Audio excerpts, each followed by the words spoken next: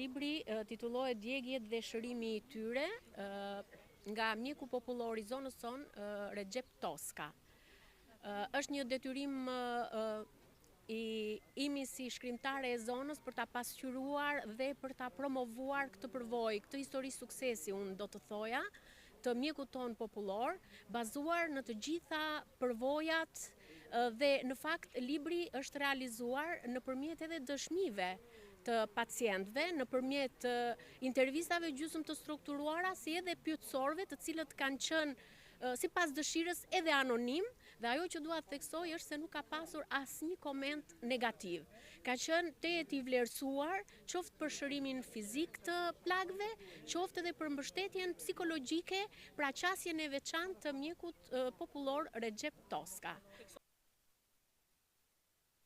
Puna ime ka një provojë për 40 vjetësh që unë u shërbej komitetit dhe nuk kam asnjë lloj disfate gjatë punës.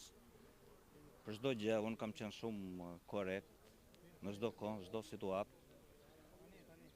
Kam qenë pranë familjarëve që kam pasur hall.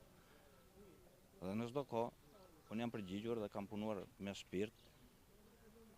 Kjo është një që unë me gjithë zemër u shërbej dhe gjatë kësaj pune tani e kam trashëguar tek fëmijët, te djali dhe vajza, te arbri dhe te ina.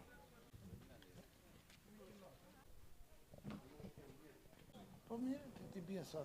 Djegu po kisha një plagë në këmbë dhe po kurojmë te doktori dhe jam shumë I kënaqur me mjekimin që kam bërë deri tani.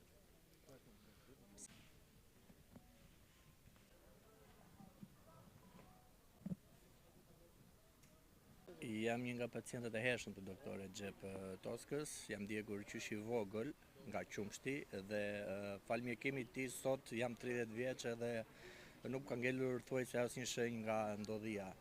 Përveç të tjerave jam edhe komunitar I zonës këtu në Zharës dhe për ne doktor Recep Toska, përveç se një doktor I mrekullueshëm me një dorë dhe me një mjekim që realisht ka lënë shenja të mira në të gjithë pacientët që ka trajtuar, është një vlerë shumë e shtuar e komunitetit si njeri në radhë parë dhe si doktor në radhë të dytë.